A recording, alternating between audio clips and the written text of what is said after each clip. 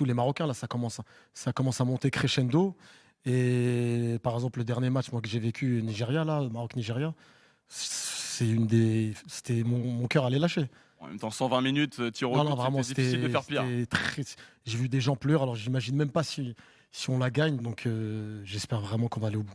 Bon, ben oui, on vous le souhaite J'espère. évidemment côté marocain. Donc, premier débat, messieurs, autour de la table. Qui sera le boss du foot africain?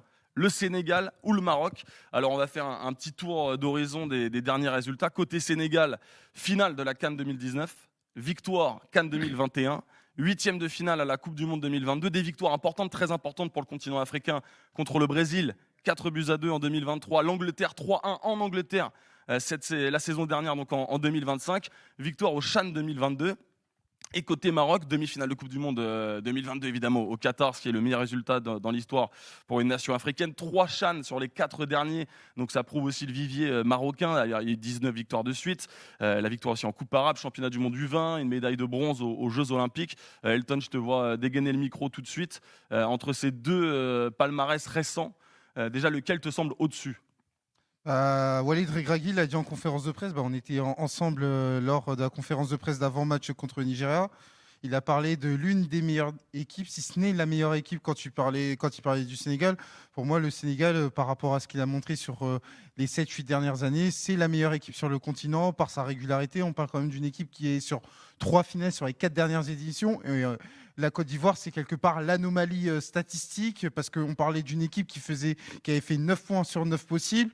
On se disait ils allaient encore une fois aller loin et ils sortent sur un huitième de finale. Il est quand même lunaire, improbable. Ils mènent 1-0, ils prennent un but dans les dernières minutes et ils perdent au tir au but. Et aussi l'accession en huitième de finale de la Coupe du Monde qui a été bien évidemment éclipsée par la demi-finale du Maroc. Mais c'est une nation en progrès. C'est pas anodin de sortir des groupes pour une nation africaine, mine de rien. Exactement, c'est pas anodin. Tout ça pour montrer que le Sénégal, aussi bien sur le continent qu'à l'extérieur du continent, est capable d'avoir des résultats certains. Et en face, on a une équipe marocaine qui est complètement décomplexée, une équipe marocaine qui se veut être une équipe de fin de tournoi. Pas seulement sur le continent, mais aussi en Coupe du Monde. Quand Walid Regragui parle du match à venir contre le Brésil en Coupe du Monde et qu'il dit que le Brésil va affronter l'un des favoris dans cette compétition, ça devine le statut et mérité du Maroc.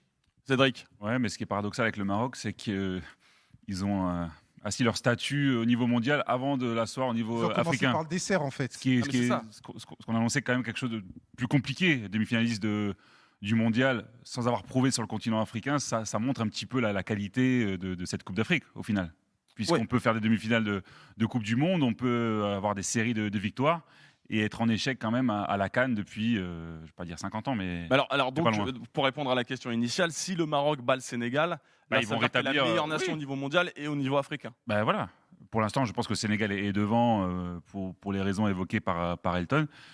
Mais si le Maroc l'emporte, évidemment, ils seront passés devant parce qu'ils ont fait le taf au niveau mondial.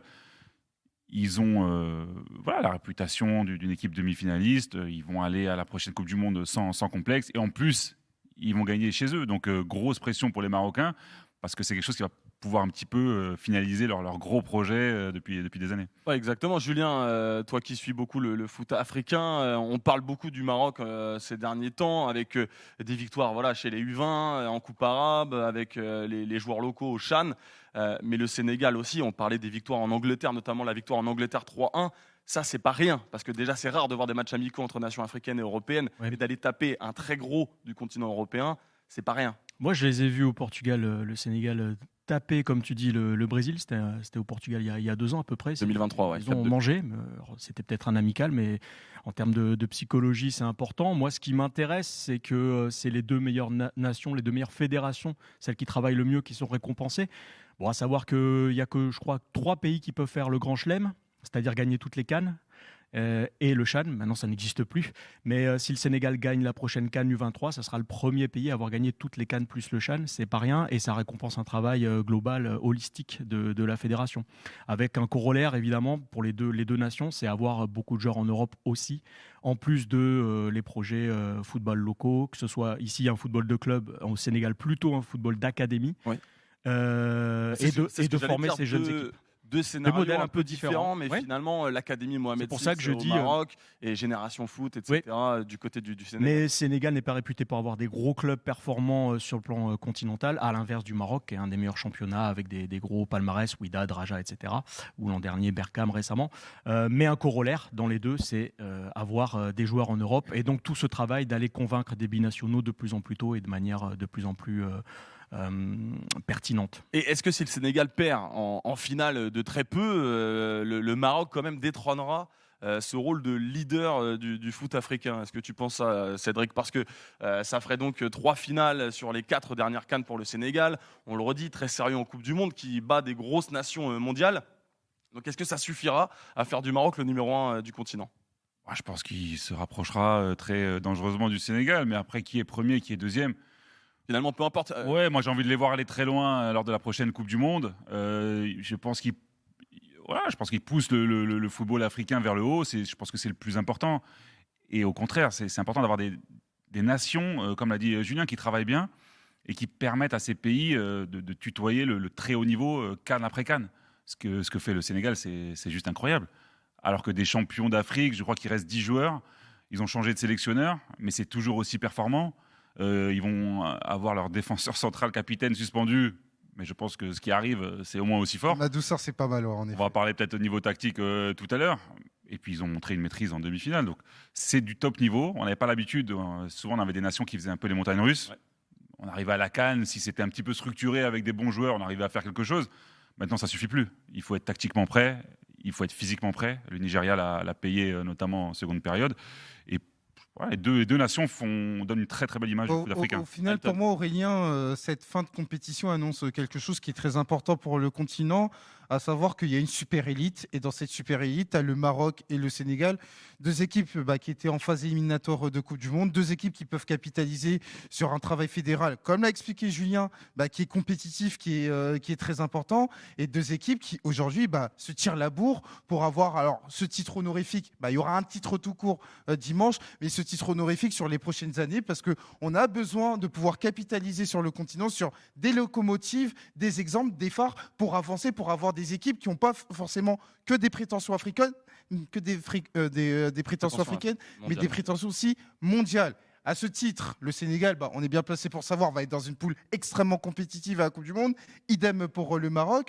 Donc, je ne dirais pas que la Coupe d'Afrique des Nations au Maroc est un passage obligé, n'est qu'une étape, mais c'est une étape, entre guillemets, très importante pour pouvoir, entre guillemets, avoir des ambitions plus élevées au mois de juin. Ouais, exactement. Younes, je t'ai pas demandé ton avis. Alors forcément, j'imagine que ton cœur balance largement du côté du Maroc. Est-ce que pour toi, le Sénégal est encore devant le Maroc, ou toi, tu te dis le Maroc est favori et va trôner sur l'Afrique? De toute façon, moi, avant le début de la Coupe d'Afrique, hormis le pays organisateur qu'est le Maroc, pour moi, le Sénégal, c'était le grand favori. Comme ils l'ont dit il y a quelques minutes, ils ont fait 3-4 finales ces dernières années. Ils ont gagné une CAN il y a 3 ans. Donc, pour moi, ça reste la meilleure équipe africaine depuis 4-5 ans. Et forcément, Même si on disait le Maroc ultra favori, etc., pour toi, c'est quand même le Sénégal qui a un petit avantage. Pour moi, le Sénégal avait un léger avantage par rapport au Maroc. Et c'est vrai que maintenant, le Maroc, on a c'est du bluff. C'est de la com, c'est de la com. Non, mais pas. Je suis pas en train de faire ma langue de bois. Non, mais entre nous, Younes. Non, tu peux même voir. J'ai même fait des vidéos par rapport à ça où je parle de ça. Forcément, Maroc-Sénégal, pour moi, c'est la finale rêvée. Mais moi qui regarde beaucoup de foot africain, le Sénégal. Les 4-5 dernières années, ils sont au-dessus du Maroc. Et moins Mané dépendant aussi. Ouais, bien sûr. Et même comme il a dit Cédric tout à l'heure, ils ont changé d'entraîneur, ils ont changé de joueur, et c'est toujours aussi performant. Donc tu vois c'est une vraie équipe qui est dans la durée. Et je pense que même en Coupe du Monde, ils peuvent faire quelque chose de très beau comme le Maroc en 2022, évidemment.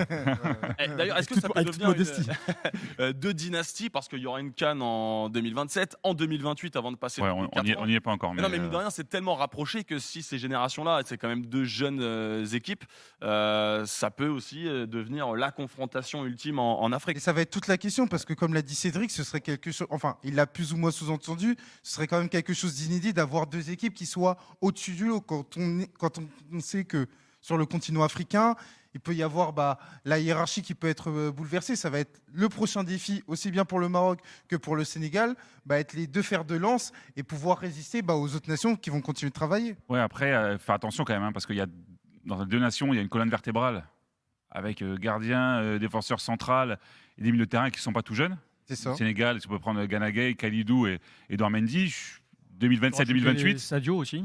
Sadio Mané, 2027-2028, ça fait un peu loin. Donc c'est vrai que pour l'instant, ils sont toujours là.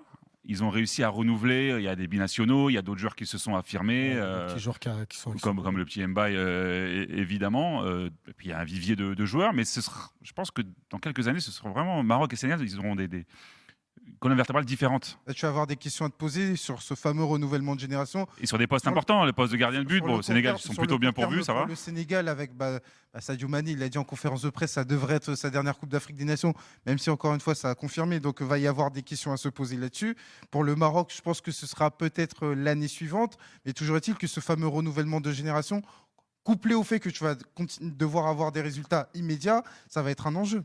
Ouais, mais ils ont tellement de joueurs. Il y a eu un travail avec les académies au Sénégal, les clubs au Maroc, tu l'as dit tout à l'heure, plus les binationaux avec ce travail réalisé depuis des années. Ouais. Au final, et qui font des différences, qui font des vraies différences. Et excusez-moi, j'ai l'impression qu'il y a eu un peu ce déclic là depuis 2022. Depuis que le Maroc est arrivé en demi-finale, j'ai l'impression qu'il y a de plus en plus de joueurs qui choisissent directement leur pays d'origine. Parce qu'avant, on avait souvent du mal. Limite, les joueurs attendaient un peu l'équipe de France ou l'équipe où ils sont nés. Ou l'Espagne, ou les Pays-Bas, la Belgique. C'est un peu la même chose. Et là, je trouve que maintenant, il n'y a plus cette facilité. Comme Mbaye, qui aurait pu attendre peut-être à choisir l'équipe de France. Là, il a choisi directement le Sénégal et je trouve que c'est très bien pour le football africain.